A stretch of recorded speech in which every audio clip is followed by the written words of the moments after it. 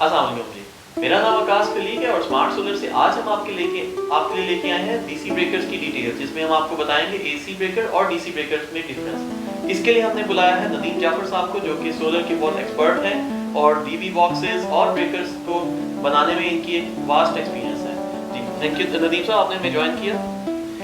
नदीम साहब, आप हमें थोड़ा सा बताएंगे, क्योंकि मार्केट में आजकल बहुत सारी कंपनीज हैं जो कि डीसी ब्रेकर की जगह ही एसी ब्रेकर लगा देती हैं। तो क्या ऐसा करना जो है वो बेहतर है, या ये गलत करते हैं लोग कि डीसी ब्रेकर की जगह भी एसी लगा देते हैं, बैटरी की जगह भी एक बड़ा ब्रेकर लगा देते हैं एसी का, तो उसका क्या नुकसान है? जी अस्सलाम वालेकुम।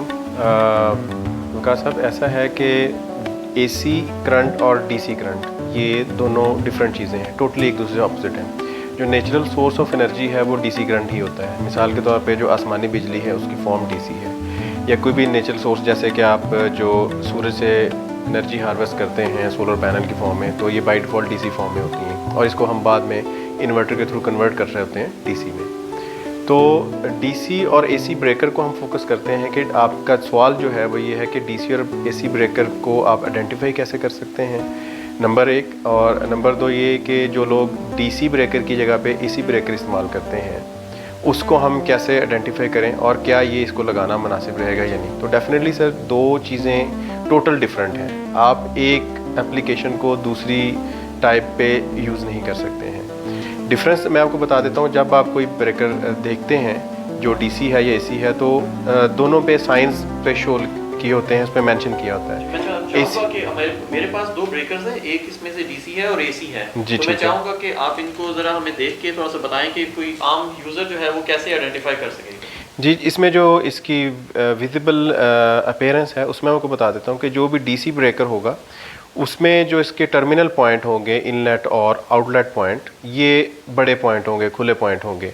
और जो एसी है इसमें आपके जो पॉइंट्स हैं वो तंग होंगे या छोटे होंगे।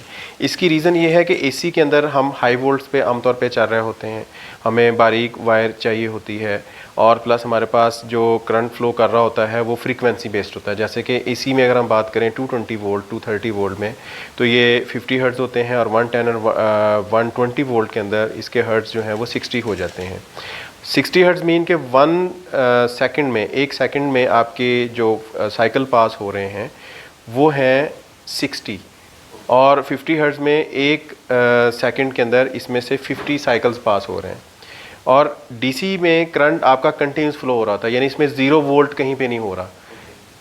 यहाँ पर जो कि साइकिल पास हो रहे हैं तो ये ऑन ऑफ स्टेट में चल रहा है, यानी कि एक सेकंड के अंदर, विद इन 1 सेकंड 50 टाइम्स आपकी जो भी चीज़ें हैं, डिवाइसेस हैं, वो ऑन एंड ऑफ हो रही होती हैं। इसके लिए स्पेशल कैमरास मिल जाते हैं जिससे आप किसी भी चीज़ को, लाइक लाइट को देखेंगे तो वो आपको फ्लिक करती हुई नज़र आती है। जबकि डीसी करंट जो है वो कांस्टेंट फ्लो प्रोड्यूस कर रहा होता है।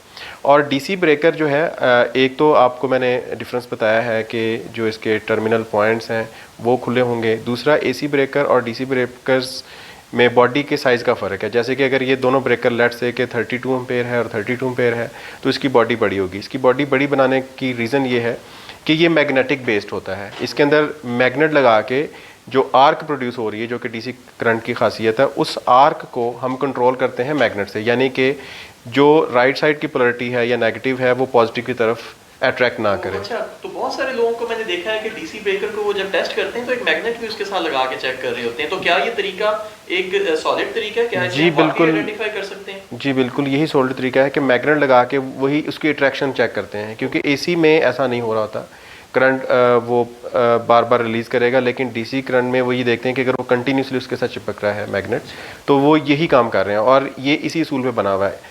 एसी ब्रेकर के अंदर कोई मैग्नेटिक फंक्शन या कोई मैग्नेटिक कंपोनेंट मौजूद नहीं होता। डीसी ब्रेकर में ये चीज़ मौजूद होती है जो कि आर्क को कंट्रोल करती है, क्योंकि अगर डीसी करंट के अंदर नेगेटिव और पॉजिटिव आर्क आपस में मिल जाए तो ये इन रिज़ल्ट आएगी शॉर्ट सर्किट के।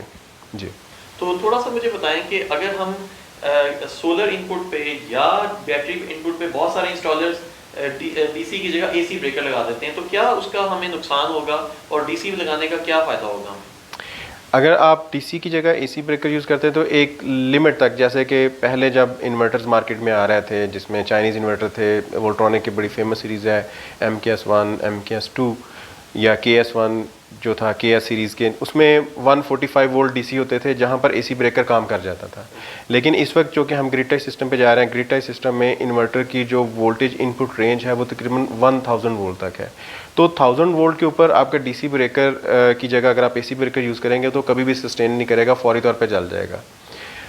आप एक चीज़ जहन में रखिए कि DC ब्रेकर में अप टू 500 वोल्ट, लाइक अगर आप एक 50 एम्पेयर का ब्रेकर ख़रीदते हैं और उसकी प्राइस 6000 रुपये है, और आप उसके सेम कैपेसिटी में यानी कि 50 एम्पेयर में ही अगर आप 1000 वोल्ट के ऊपर जाएंगे तो आपके ब्रेकर की प्राइस सिंपली डबल हो जाएगी, क्योंकि इसके अंदर जो इंटरनल मैकेनिज़्म है उसकी इंजीनियरिंग और उसकी कॉस्ट ज़्यादा हो जाती है उसकी मैन्युफैक्चरिंग में, और आपको उसकी डबल कॉस्ट पे करनी पड़ती है। और जैसे कि मैंने बताया कि एक तो इसके ऊपर साइन मौजूद है DC के साइन, जिसमें एक कंटिन्यूस लाइन और नीचे डॉटेड लाइन है। ये ब्रेकर के ऊपर क्लियरली मेंशन है जो कि शो करती है कि ये DC ब्रेकर है। इसी तरह से जो AC ब्रेकर है उसके ऊपर वेव साइन जो है वो शो हो रहा था, जो साइन वेव का साइन है वो आपको इसके ऊपर ब्रेकर के ऊपर नज़र आएगा। प्लस ये है कि अगर आप AC ब्रेकर को ऑन करते हैं, ऑन स्टेट में लेके आते हैं, तो ये आसानी से आ जाता है। जबकि DC ब्रेकर को जब आप मूव करेंगे तो ये थोड़ा हार्ड होता है, क्योंकि इसके अंदर जो इंटरनल इसका मैग्नेटिक स्ट्रक्चर है उसकी वजह से ये थोड़ा जैम्ड पोजीशन में होता है। तो आपको ऑन ऑफ करने में ये क्लियर डिफरेंस मिल जाता है। तो मैंने आपको 2-3 डिफरेंस बताए हैं मेजर जो हैं कि जो आम आदमी जो है जो इसको समझ सके।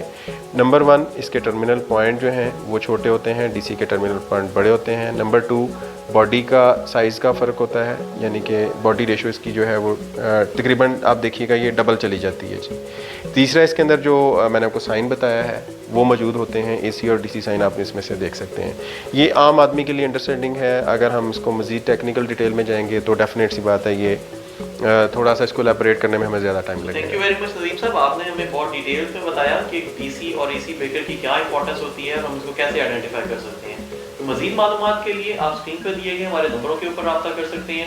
आप हमारे चैनल को सब्सक्राइब करें और हमारी वीडियो को लाइक करें। Thank you very much.